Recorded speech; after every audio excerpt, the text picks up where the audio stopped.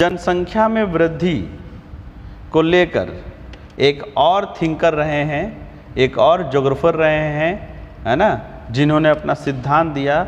उनका नाम था TRM,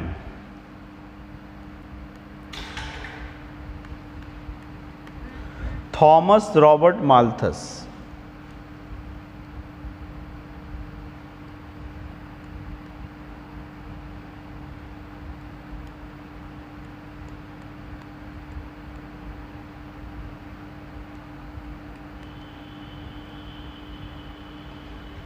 माल्थस, ठीक है जी। इन्होंने भी पॉपुलेशन कैसे इंक्रीज होती है, जनसंख्या में वृद्धि कैसी होती है, इस पर अपना सिद्धांत दिया। तो इन्होंने जो है एक एसे लिखा था, ठीक है, और उस एसे का नाम था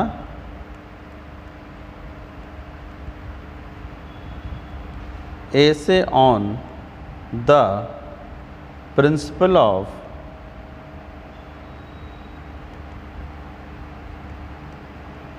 Population।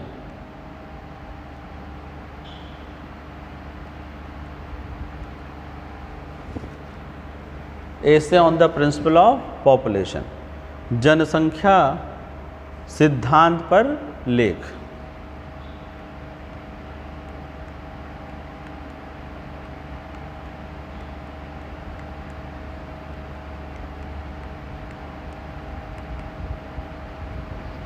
ये इन्होंने पेपर लिखा, ठीक है ना, और इसी के माध्यम से फिर इन्होंने अपना सिद्धांत प्रस्तुत किया। इन्होंने देखिए दो, पॉपुलेशन ग्रोथ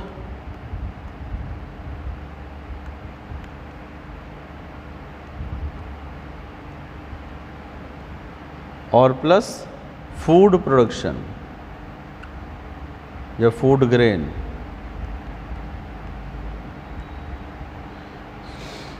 इनके बीच में रिलेशन निकाला, इंटर रिलेट किया। बताइए, ठीक है, फूड ग्रेन प्रोडक्शन और पॉपुलेशन ग्रोथ को।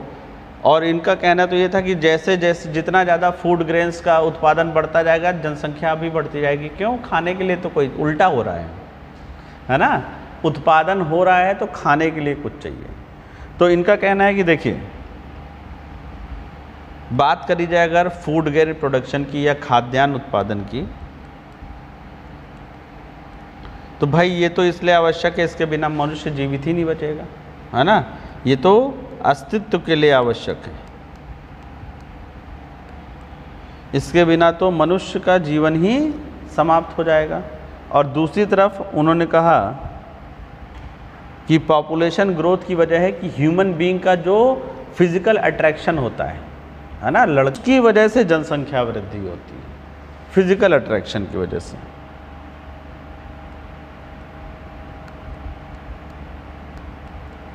दैहिक आकर्षण,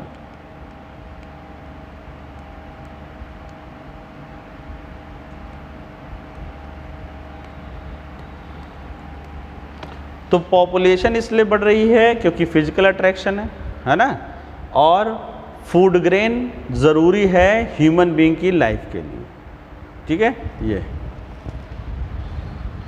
इनका कहना है कि एक तरफ तो फूड प्रोडक्शन बढ़ना होता है, इंक्रीज इन फूड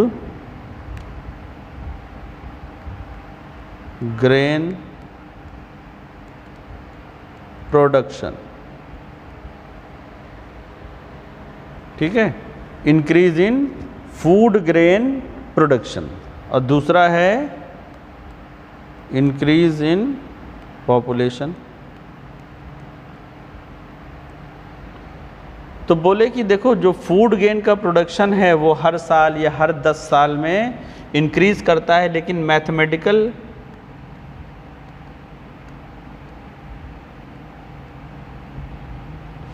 मैनर में,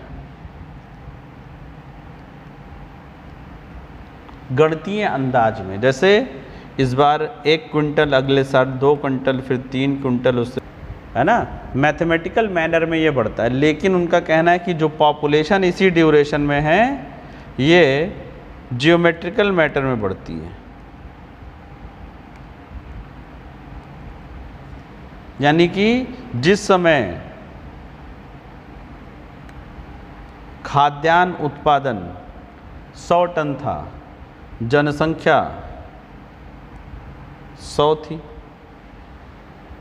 खाद्यान्न उत्पादन 100 टन था, जनसंख्या 100 थी, बिल्कुल सफिशिएंट, है ना। लेकिन जब खाद्यान्न उत्पादन 200 टन हुआ तो जनसंख्या कितनी हो गई? 200। कोई दिक्कत नहीं, है ना। लेकिन ये ज्योमेट्रिकल मेथड में बढ़ता है, तो जब 3 हुआ ये, तो ये 200 की डबल हो जाएगी 400। जब ये 4 गुना बढ़ेगी तो ये 4 की 2 गुना बढ़ जाएगी 800। और जब ये 5 में आएगा तो ये 5 की डबल हो जाएगी 1000। यानी इसमें जो पॉपुलेशन इंक्रीज है वो ज्योमेट्रिकल मेथड में होता है। 2 दूनी 4, दूनी 8, दूनी 16, दूना 32, दूना 64। जनसंख्या उतने ही समय में इतनी बढ़ जाएगी और जो फूड प्रोडक्शन वो कैसे बढ़ेगा? 10 कुंटल, 20 कुंटल, 30 कुंटल, 40, 50, 60, 70, 80, 90, 100। तो इनका कहना था कि जितने समय में भोजन या फिर खाद्यान्न उत्पादन 2 गुना होता है ना, उतने ही समय में जो जनसंख्या है ज़्यादा तेज़ी से वृद्धि करती है। यानी फूड ग्रेन प्रोडक्शन में जो इंक्रीज है वो मैथमेटिकल मैनर में होता है, 1, 2, 3, 4, 5, 6, 7, 8, 9, 10। लेकिन जब पॉपुलेशन में होती है तो 1 के बाद 2, 2 के बाद 4, 4 के बाद 8, 8 के बाद 16, 16 के बाद 32। यानी कि जो है ये होती है ज्योमेट्रिकल मेथड में, ज्यामितीय वृद्धि होती है और इसकी वजह से उत्पन्न होता है खाद्यान्न संकट। ठीक है ना। तो देखिए, एक जनसंख्या वृद्धि हुई बहुत तेजी से और फिर आ गया इसी वजह से फूड क्राइसिस आ जाएगा। तो इससे निपटने के लिए जनसंख्या पे नियंत्रण शुरू किया जाएगा।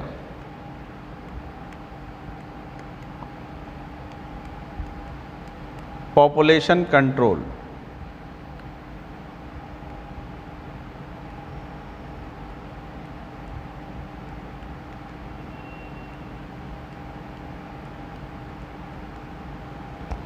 पॉपुलेशन कंट्रोल, लेकिन इसके जो मेथड्स होंगे वो 2 टाइप्स के होंगे। 2 प्रकार के मेथड्स यूज किए जाएंगे।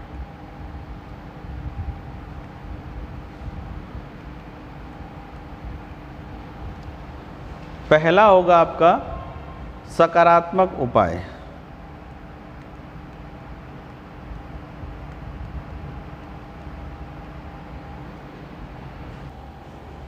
Positive methods. दूसरे कहलाते हैं नकारात्मक या प्रतिबंधित उपाय।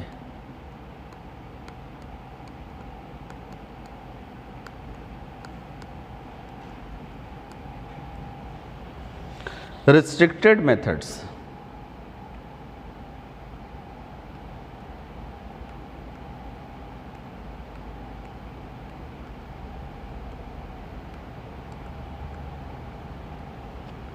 अब देखने में जो पॉजिटिव मेथड लग रहा है कि ये अच्छे होंगे, लेकिन जो पॉजिटिव मेथड्स हैं वो सही नहीं है। पॉजिटिव मेथड का मतलब है कि युद्ध हो जाए और लोग मारे जाएं, है ना। यानी ये नेचुरल प्रोसेस की बात हो रही है। ये प्रोसेस कैसी हैं? जो अपने आप हो, प्राकृतिक उपाय हैं ये। जैसे कि वॉर छिड़ जाए और लोग युद्ध में मारे जाएं, ठीक है। या फिर फेमाइन आ जाए, अकाल। तो जब जनसंख्या बहुत तेज़ी से इस तरह बढ़ जाती है ना, तो फिर प्रकृति अपना उपाय शुरू करती है, और जो नेचुरल आपके टूल्स हैं उन्हीं को हम पॉजिटिव मेथड्स कहते हैं बहुत खतरनाक, है ना, लेकिन कैसे हैं, पॉजिटिव मेथड, सकारात्मक, जिसमें नेचुरल डिजास्टर आ जाए, है ना, या फिर युद्ध हो जाए, या फेमाइन आ जाए, या फिर पैंडेमिक।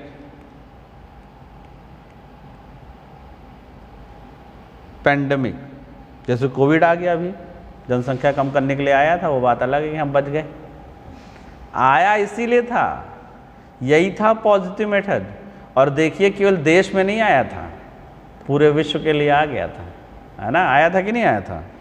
तो यही सब मेथड इसमें आते हैं। और तो पैंडेमिक हो गया, महामारियां हो गया, है ना, या फिर बहुत सारी इमोरल एक्टिविटीज़ हमारे समाज में चलती हैं महिलाओं को लेकर, जैसे पहले देवदासी प्रथा थी, आज प्रोस्टिट्यूशंस वगैरह चलता है।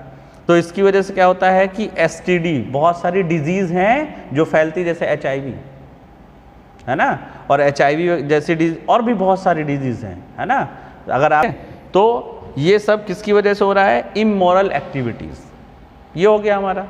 और जब हम आते हैं इधर रिस्ट्रिक्टेड मेथड्स की तरफ, तो ये सुनने में लग रहा है रिस्ट्रिक्टेड मेथड, ये वो हैं जो ह्यूमन बीइंग के द्वारा किए जाते हैं, ये ह्यूमन बीइंग, है ना, मानवीय उपाय, जैसे देर से शादी करना, है ना, तो भाई देर से शादी करेंगे तो फिर कम बच्चे पैदा होंगे, ठीक है, या फिर शादी ही ना करना, ये चीज़ हो जाती है। तो यहाँ पर लेकिन हम तो वापस लौट रहे हैं इस पर। तो इनका कहना क्या था कि जब खाद्यान्न उत्पादन में वृद्धि होती है तो उससे ज़्यादा तेज़ी से वृद्धि होती है किसमें, जनसंख्या में, और जब जनसंख्या में बहुत ज़्यादा वृद्धि होती है तो जनसंख्या नियंत्रण के उपाय भी अपनाए जाते हैं, जिसमें से कुछ पॉजिटिव मेथड्स होते हैं, कुछ रिस्ट्रिक्टेड होते हैं। पॉजिटिव मेथड्स वो हैं जो नेचुरल तरीके से हों, और रिस्ट्रिक्टेड मेथड्स वो हैं जो आपके ह्यूमन बीइंग के द्वारा करे जाते हैं, जैसे देर से शादी, है ना, या शादी ना करना, ठीक है, और क्या चीज़, संयमित जीवन, कि भाई हमारा एक बच्चा रहेगा, हम उससे ज़्यादा जीवन नहीं, ये हो सकता है यहाँ पर, है ना, ये सारी चीज़ें इसमें आ जाती हैं प्रतिबंधित उपाय में। तो इसीलिए जो माल्थस साहब थे उन्होंने ऐसी इकॉनमी का समर्थन किया जिसमें सब अमीर लोग हों, अंबानी, अडानी, है ना, और हाई लॉक किया जाए सब, है ना, अमिताभ बच्चन जैसे लोग। तो इसीलिए माल्थस साहब ने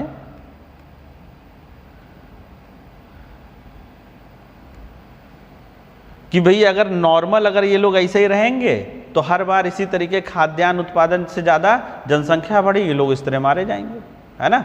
इससे अच्छा माल्थस साहब ने कहा कि भाई जो इकोनॉमिक है वो होनी चाहिए कैपिटलिस्ट।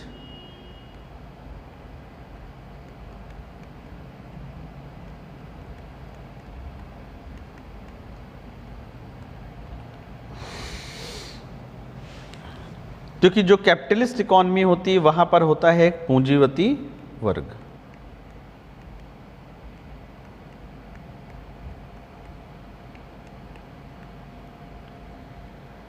वहां पर कैपिटलिस्ट होता है, एक पूंजीपति वर्ग, ठीक है। और जब इनके पास खूब सारी पूंजी होती है, ठीक है, तो इसी पूंजी का उपयोग करके ये खूब सारा खाद्यान्न उत्पादन भी कर लेंगे।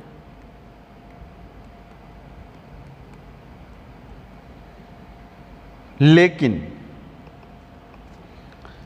ये चाहेंगे कि इनकी लाइफ स्टाइल शानदार बनी रहे, तो ऐसा ना हो कि हम 2 लाख रुपए महीना कमाएं और 8 बच्चे हों, सारा पैसा उन्हीं की पढ़ाई लिखाई में खर्चा, है कि नहीं। तो ये क्या है कि खाद्यान्न उत्पादन बहुत तेज़ी से बढ़ाएंगे, लेकिन ये चाहेंगे कि इनकी जो लाइफ स्टाइल है,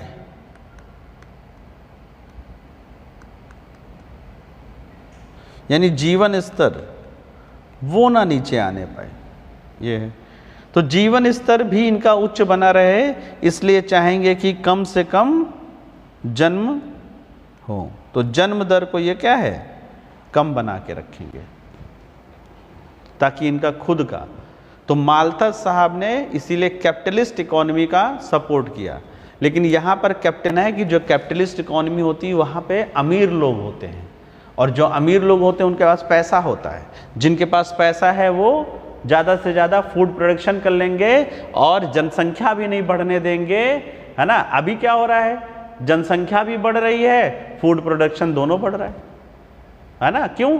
क्योंकि लोग पढ़े लिखे कम हैं, समझदार कम।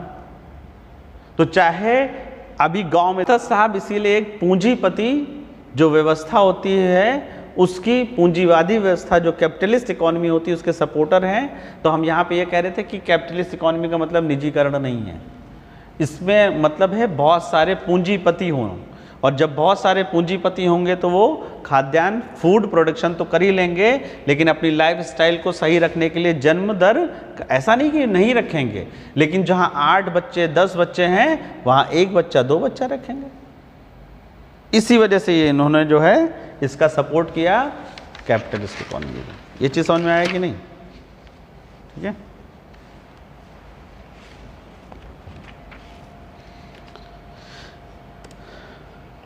लेकिन क्रिटिसाइज भी किए गए, आलोचना की गई इनकी। आलोचना पहली चीज़ ये है कि भाई जो जनसंख्या वृद्धि को इन्होंने जैविक आवश्यकता कहा है, कि भाई जो फिजिकल नीड होती है इस वजह से जनसंख्या बढ़ती जा रही है, ये तो जानवरों में होती है ना। हमारे यहाँ तो एक सामाजिक व्यवस्था बनाई गई है, और उसी सामाजिक व्यवस्था के अंतर्गत ही अब बच्चों का जन्म होता है, वरना फिर हमारे यहाँ तो, और जानवरों में ऐसा कुछ नहीं है। तो ये तो जानवरों वाली बात कर रहे हैं ना। हमारे यहाँ अगर बच्चे का जन्म होना है, यानी जनसंख्या वृद्धि होनी है, तो समाज की परमिशन आवश्यक है, या फिर पति पत्नी होना आवश्यक है। नहीं तो उस बच्चे को देखिए जो है उसको गलत नामों से बुलाया जाता है। तो हमारे यहाँ तो जनसंख्या वृद्धि सामाजिक आवश्यकता है ना। 98% या 99% जो जन्म होते हैं वो तो समाज के द्वारा जब विवाह कराया जाता है उसके माध्यम से होते हैं। तो हमारे यहाँ ये फिजिकल नीड नहीं है, ये सोशल नीड है।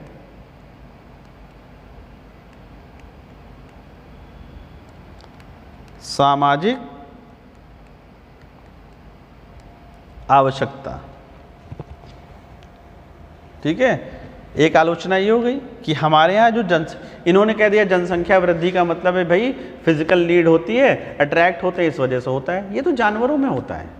हमारे यहाँ तो भाई किसी को कोई पसंद भी कर रहा है, जब तक घर वाले शादी नहीं कराएंगे और पति पत्नी नहीं होंगे तब तक बच्चे नहीं होने वाले। तो हमारे यहाँ तो सोशल नीड है, या फिर सोशल प्रेशर रहता है इस चीज़ पे, अपने आप ऐसा नहीं होता। दूसरा इन्होंने कहा कि भाई देखिए, इनका कहना था कि जो जनसंख्या है, जो फूड प्रोडक्शन है, वो बढ़ेगा मैथमेटिकल मेथड से, यानी 1 2 3 4 5, और जो पॉपुलेशन है वो बढ़ेगी ज्योमेट्रिकल मैनर में, 1 2 4 8 16। लेकिन ऐसा नहीं है ना। ऐसा होता, क्योंकि अगर ऐसा होता तो पूरे दुनिया में अब तक फूड क्राइसिस आ गया होता कि नहीं होता। अगर इस तरीके से जनसंख्या बढ़ती तो प्रेजेंट टाइम में ग्लोबल फूड क्राइसिस चल रहा होता।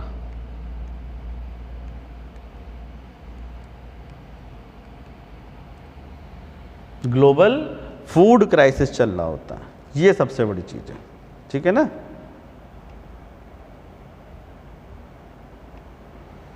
दूसरा ये है कि देखो भाई अभी फूड प्रोडक्शन की बात करी जा रही है 1 2 3 अगर सामान्य, लेकिन आज ऐसी ऐसी टेक्नोलॉजी आ गई है कि फूड प्रोडक्शन को बहुत तेज़ी से अगले ही साल डबल, फिर 4 गुना, फिर 8 गुना किया जा सकता है। ना कि 1 2 3 की वजह नहीं, यानी कि ज्योमेट्रिकल मैनर में चाहे तो फूड प्रोडक्शन को भी आज बढ़ाया जा सकता है। इस साल 10 टन अनाज हुआ, अगले साल 20 टन, उसके अगले साल 40 टन। क्यों? क्योंकि आज हमारे पास इस तरह की टेक्नोलॉजी है। टेक्निक्स का यूज़ करके हम लोग क्या करेंगे, इंटेंस फार्मिंग, गहन कृषि, और गहन कृषि के माध्यम से फूड प्रोडक्शन को बढ़ा देंगे। दूसरा ये भी है कि फूड का मतलब यहाँ पर सिर्फ जो है इन्होंने खाद्यान्न से, फूड ग्रेन से लिया हुआ है ना। भूख मिटाने के लिए तो दूसरे ऑप्शंस भी हैं ना, नॉनवेज, फिश, ये सारी चीज़ें भी तो हैं, मरीन रिसोर्सेज ये भी तो हैं, मशरूम, उसके लिए ज़रूरत ही नहीं खेती वहाँ पर जाकर ज़मीन में खेती करने की, उसको बिल्डिंग में उगाया जा सकता है ना। बहुत सारे ऑप्शन आ गए हैं कि देखिए सोशो इकोनॉमिक अगर ग्रोथ कर दी जाए, है ना, तो फिर बर्थ रेट भी घट जाएगा और डेथ रेट भी घट जाएगा। इसके लिए ज़रूरी नहीं कि महामारी आए, है ना। सोशियो इकोनॉमिक डेवलपमेंट कर दीजिए, बर्थ रेट घट जाएगा और पॉपुलेशन इंक्रीजिंग मॉडल भी जो है कम हो जाएगा, ठीक है। और ये चीज़ हमें इसके पहले बाकायदा डेमोग्राफिक ट्रांजिशन थ्योरी में बताया भी गया है कि जैसे ही इकोनॉमिक डेवलपमेंट हुआ वैसे ही क्या है, डेथ रेट कम हो गया, जैसे ही सोशल डेवलपमेंट हुआ वैसे ही बर्थ रेट भी कम हो गया। पीछे बताया कि नहीं बताया, ये हो गया यहाँ पर, ठीक है।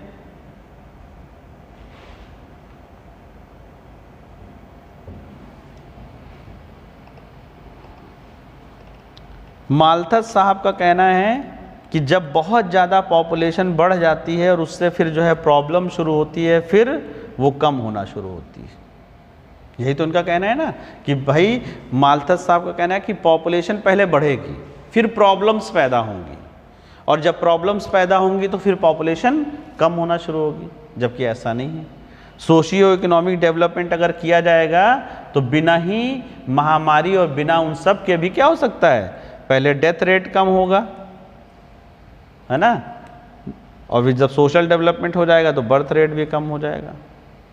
इसकी बात बाकायदा डेमोग्राफिक ट्रांजिशन थ्योरी में की गई है। इससे पहले लोग पढ़े लिखे समझदार हो जाते हैं तो जनसंख्या वृद्धि रोकी जा सकती है। एक ये है। माल्थस साहब ने जो है पॉपुलेशन कंट्रोल के लिए जो पॉजिटिव मेथड्स हैं उसको ज़्यादा फोकस किया है ना, जिसमें पैंडेमिक, एपिडेमिक, है ना, इस पे ज़्यादा इम्पोर्टेंट बताया है कि ये ज़्यादा इम्पोर्टेंट होते हैं, महत्वपूर्ण। युद्ध हो जाना तो देखिए उस समय चलते थे ना, जो भाई फर्स्ट वर्ल्ड वॉर हुआ, बाद में सेकेंड वर्ल्ड वॉर हुआ, बहुत सारे लोग मारे गए, है ना। लेकिन आज वैसी स्थिति थोड़ी नहीं है ना।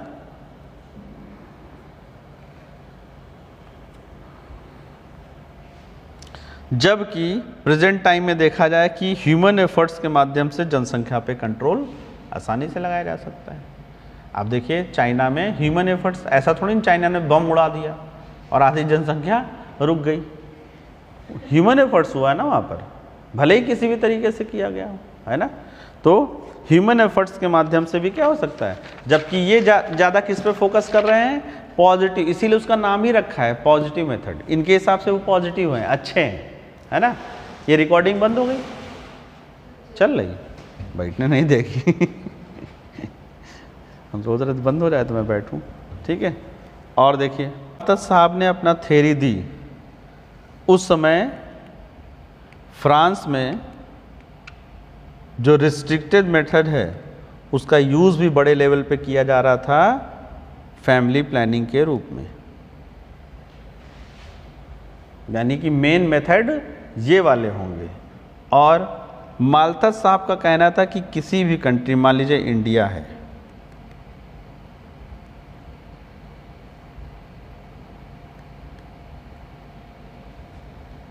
उनका कहना है कि किसी भी कंट्री में 25 वर्ष में जनसंख्या दुगनी हो जाती है। इन्होंने फिक्स टाइम, इन्होंने ये रिसर्च करी थी ब्रिटेन के उसमें, है ना। ब्रिटेन में इन्होंने लगभग 200 ईयर्स की जो हिस्ट्री थी वो निकाली थी और उसी के आधार पर अंदाज़ा लगाया कि हर 25 साल में जनसंख्या डबल हो जाएगी। डबल का मतलब ये नहीं है कि 10 से 20, 30, 40 नहीं, 10 से 20, 20 से 40, 40 से सीधे 80, इनका कहना ये था, है ना, ये इनका कहना था। लेकिन जब देखा गया कि ये बिल्कुल सही नहीं है, जैसे बांग्लादेश और मैक्सिको, यहाँ पर तो 20 साल में ही जनसंख्या दुगनी हो गई।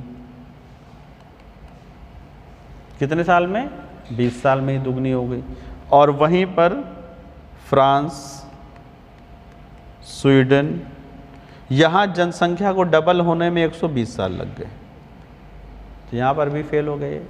इन्होंने तो एक कॉमन सा बता दिया था कि every 25 years the population will be doubled, बढ़कर दुगनी हो जाएगी। लेकिन जब देखा गया तो देखा गया कि भाई बांग्लादेश, मैक्सिको जैसे देश हैं जहाँ 20 साल में ही, 25 नहीं, उससे भी पहले ही जनसंख्या क्या हो गई? जस्ट डबल हो गई। और वहीं बहुत सारे विकसित देश है जैसे फ्रांस, स्वीडन, है ना, यहाँ पर देखा गया तो 120 साल में जाकर जनसंख्या कहीं दोगुनी हो गई। अब आप अंदाजा लगा सकते हैं, है ना। अगली आलोचना है कि इन्होंने जो स्टडी करी थी वो इंग्लैंड पे करी थी। इंग्लैंड में जिस हिसाब से पॉपुलेशन बढ़ी थी लगभग 200 सालों में, उसी स्टडी पर इन्होंने सबको कॉमन जो है, तो ऐसा आज ये रेलेवेंसी नहीं रह जाती इसकी, है ना, आज रेलेवेंसी इसकी नहीं रह जाती। उसके अलावा माल्थस साहब ने बहुत सारे भविष्यवाणियां करी थी, है ना, क्या बोलते हैं इसको, प्रेडिक्शन किए थे।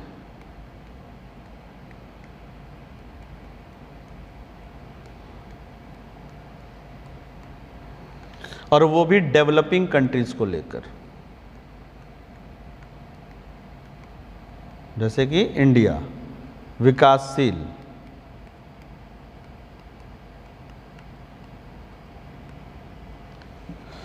उनमें से ज़्यादातर झूठी साबित हुई, ज़्यादातर, ठीक है ना। जैसे वो कहते थे कि पेंडेमिक आता है और सारी चीज़ें, है ना, लेकिन जैसे ही ट्रांसपोर्टेशन का डेवलपमेंट हो गया, परिवहन, ठीक है, तो अब कहीं पर फेमाइन पड़ जाए, अनाज ख़त्म हो जाए, हम जहाज़ से भिजवा देंगे, मरने नहीं देंगे। यूनाइटेड नेशन अब क्या करता है, किसी देश में अनाज बाढ़ आ जाए, सूखा आ जाए, है ना, महामारी फैल जाए दूसरे देशों से, भारत भी उसमें शामिल है, हम यूनाइटेड नेशन संयुक्त राष्ट्र के माध्यम से वहाँ पर अनाज पहुँचवा देते कि नहीं, विद इन सेकेंड, 1 घंटे 2 घंटे 3 घंटे उसी दिन। भाई पहले तो मूवी मेरा हमेशा से शौक रहा है ना, और अच्छी मूवी देखना, तो इसीलिए मैं शाहरुख खान वगैरह की मूवी नहीं देखता था, ये जान लीजिए। क्यों?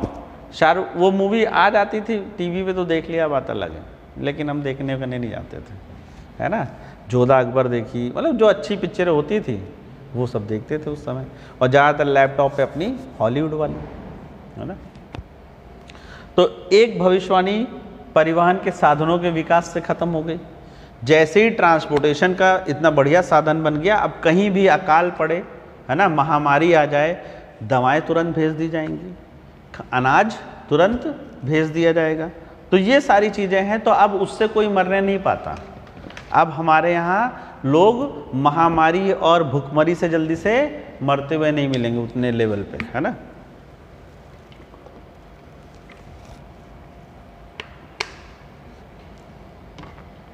तो हमारे यहाँ विकासशील देशों में देखा जाए तो लोग भूख से इसलिए नहीं मर रहे हैं कि अकाल पड़ गया, है ना, लोग भूख से इसलिए मर रहे हैं कि खरीदने के पैसे नहीं।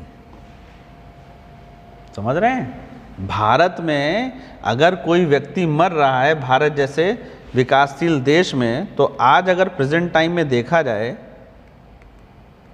डेवलपिंग कंट्रीज में कि अगर फूड क्राइसिस है और लोग भूख से मर रहे हैं, है ना, तो उसकी वजह ये नहीं है कि हमारे यहाँ पर फूड ग्रेन्स की कमी है, फूड ग्रेन्स की कमी नहीं है, हजारों टन कुंटल अनाज सड़ता रहता है ना। तो हमारे देश में फूड क्राइसिस फूड ग्रेन्स की कमी की वजह से नहीं है, लोगों के पास परचेजिंग पावर नहीं है भाई। तभी तो तेल महंगा हुआ तो क्या हुआ, भोजन से हाथ गैस महंगी हुई, है ना। तो हमारे यहाँ तो फूड क्राइसिस का कारण फूड ग्रेन्स के प्रोडक्शन में कभी नहीं होता है। भारत जैसे देशों में तो भुखमरी का कारण है क्रय क्षमता में कमी या क्रय क्षमता ना होना। पैसा खरीदने की क्षमता ही नहीं है भाई, अनाज तो रखा हुआ, जाइए दुकान से खरीद लीजिए, सीधी सी बात। तो ये है विकासशील देशों का कारण, है ना। ये है। दूसरा है कि आज बहुत सारे विकासशील देशों में जहाँ एजुकेशन वगैरह दी जाने लगी है, सोशल रिफॉर्म हो गया है ना, या सोशल डेवलपमेंट हो गया है, तो लोग फैमिली प्लानिंग खुद ही अपनाने लगे। और जबकि इनका कहना था कि विकासशील देशों में जब तक वो विकसित देश नहीं बन जाएंगे तब तक फैमिली प्लानिंग पे नहीं आएंगे। और यहाँ अभी हम लोग विकसित देश नहीं बने और फैमिली प्लानिंग पे काम करने लगे। ये चीज़ इनकी गलत हो गई, है ना। ठीक है, अगला देखिए। तो जब इनकी आलोचना हुई तो माल्थस साहब और उनको सपोर्ट करने वाले लोगों ने मिलकर एक नई थ्योरी दी, नियो माल्थिज्म, है ना। तो जब इनकी आलोचना की गई तो फिर एक नई थ्योरी निकल कर आई, नव माल्थसवाद। तो जितनी इनकी आलोचनाएं, क्रिटिसिज्म थी, उन्हीं को दूर कर दिया गया इसमें, है ना। दोनों को दूर कर दिया गया। इसमें यह था कि जो माल्थस साहब थे वो फोकस करते थे कि पॉपुलेशन कंट्रोल के लिए पॉजिटिव मेथड्स ज़्यादा अपनाए।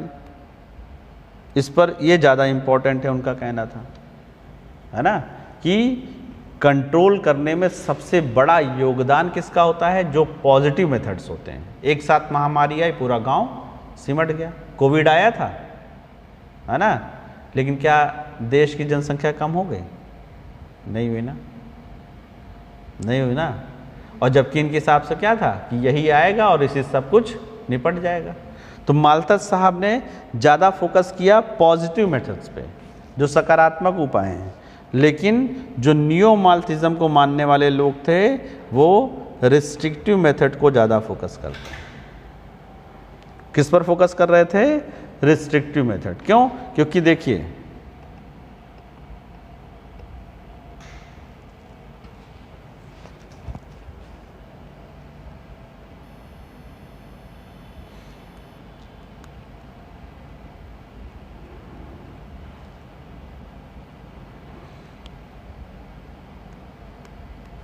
सेल्फ कंट्रोल, है ना, शादी ना करना, ठीक है, ये फिर सारी चीज़ें जो है, या फिर जीवन भर शादी ना करना, या फिर शादी किए तो फिर एक ही दो बच्चे रखना, सेल्फ कंट्रोल जो है पॉसिबल नहीं रह जाता। और किसी को जबरन अगर लोगों को मान लीजिए हम कह दें कि भाई इस गांव में इन एक लोग की भी शादी नहीं होगी, क्यों? जनसंख्या बढ़ रही है, सरकार कह रही, तो शादी पे बैन लगा दे मान लो। अभी तो वो जनसंख्या नियंत्रण की बात कर रही है, अब जनसंख्या नियंत्रण के लिए कह दे कि आने वाले 10 सालों में जितने भी लोग शादी के लिए तैयार हो रहे हैं, किसी की शादी ना करवाई जाए, ताकि जनसंख्या में क्या हो जाए, कमी आ जाए, है ना। लेकिन अगर ऐसा किया गया तो हो सकता है लोग इमोरल एक्टिविटीज़ में लग जाएं, क्योंकि हर चीज़ की नीड है। तो अगर ज़बरदस्ती किसी की नीड को ऐसे रोकेंगे तो वो गलत तरीके से उसको पालेगा, तो ये भी तो हो सकता है। तो भाई सरकार के द्वारा ऐसे उपाय ना अपनाए जाए, है ना, कि ज़बरदस्ती बोल दिया जाए कि भैया जिसको अब जॉब चाहिए तो जॉब के पत्र में एक लाइन होगी कि अगले 10 साल तक आपको शादी नहीं करनी। तो शादी नहीं करनी, ये तो जबरन उसके ऊपर थोप दिया गया, और उसकी वजह से हो सकता है कि वो दूसरी गतिविधियों में चला जाए। तो ये चीज़ यहाँ पर है ना, यही है। तो इससे उसका क्या है, मानसिक पतन हो सकता है ना, मेंटली।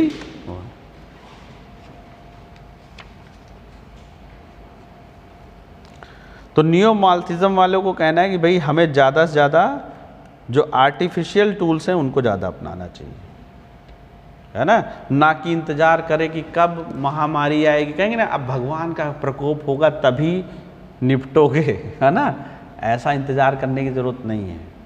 तो ये आपका नियोमाल्थिज्म है। चलिए इसको लिखना शुरू करते हैं। कोई डाउट, कहीं समझ में ना आया हो?